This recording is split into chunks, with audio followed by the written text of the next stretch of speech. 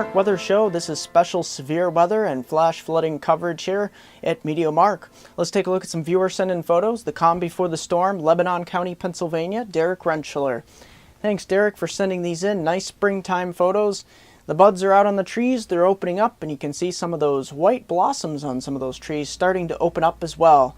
So very nice, very nice. Look at these cirrus clouds. Very telltale sign that we're going to be having some stormy action in the next 12 to 24 hours. And that big storm system that's been causing major problems across areas of Little Rock and Tupelo with tornado action, and as well as flooding action and severe thunderstorms. This system is heading east, and it's going to spread a plethora of weather across much of the country, so not looking very good. And let's take a look at that precipitation amounts. The bullseyes look to be from Georgia up to eastern Tennessee, western Carolinas, and then extending up towards portions of southeastern Pennsylvania, central Maryland, and northern Virginia. Those are the areas where we could see up to 5, maybe 6, locally 7 inches of heavy rain. This is not very good news, and people in the lower to middle Susquehanna River Valley of eastern Pennsylvania should be keeping an eye on this situation, because this could lead to flooding problems on area stem creeks and river basin in the Susquehanna River Basin. So keep an eye on that, and there will be some flooding problems with this system as it begins to bog down, especially later Tuesday into Wednesday across the mid-Atlantic. Extending up towards the portions of the Gulf Coast, that's where we'll see some heavy rain on the order of 3 to 5 inches as well. Let's take a look at those severe weather categories here that we're looking at across much of the east. Later Tuesday, we're looking at that bullseyes here across the portions of the Ohio Valley, Carolinas, western Carolinas, extending down towards Georgia, Alabama, and northward towards eastern Tennessee. This is where we could get into some moderate risk, mainly damaging wind, large hail, isolated tornadoes, and that flood threat really starting to bump up here towards the moderate to high risk here. And we really start to get into the extreme risk of flooding as we bump on towards later Wednesday and early Thursday here. That severe weather outbreak extends eastward. Portions of North Carolina, Virginia, and South Carolina could be looking at a moderate risk here of severe thunderstorms. Portions of the Florida Panhandle also isolated tornadoes possible, but the main threat, damaging straight line winds. We look under that moderate risk category, as well as the hail. And of course, flooding up in that high to extreme risk here. We're not looking very good, especially up towards portions of the mid-Atlantic, portions of southeastern, south central, and eastern Pennsylvania, Maryland, northern Virginia, and extending down towards the Carolinas into eastern Georgia. That's where we're going to be looking at some very heavy rain out of this system.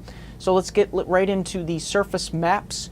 As we push this system to the east, you see significant severe weather continuing, same areas east of the Mississippi River here.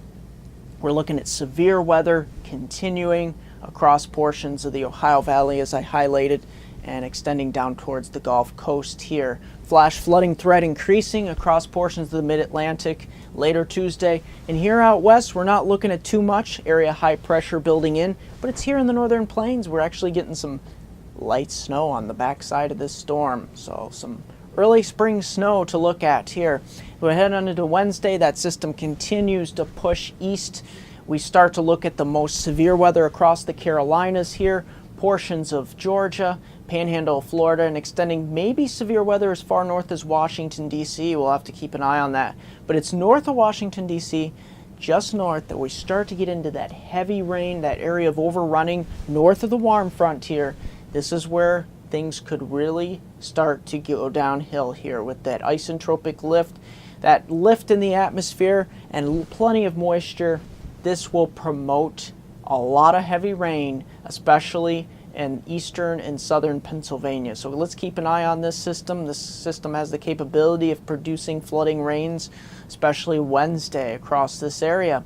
So that's pretty much going to do it here at MeteoMark. We've got a very busy weather program here. So no matter where you are, you're looking at something going on across the nation, most likely.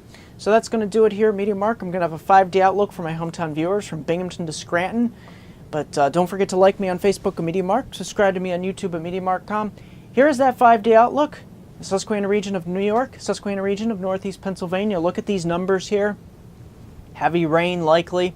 We're looking at anywhere from midweek here. Total rainfall amounts across the upper stem Susquehanna region, probably widespread 1.5 to 2.5 inches of rain here.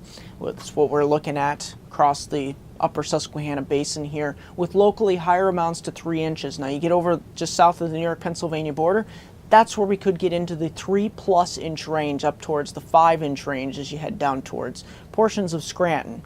This will be through Thursday and Friday, and as you can see, after the cold front moves through later Thursday, we don't really get into a drying trend here. We're going to see scattered showers through the weekend. That's going to do it here at MeteoMark.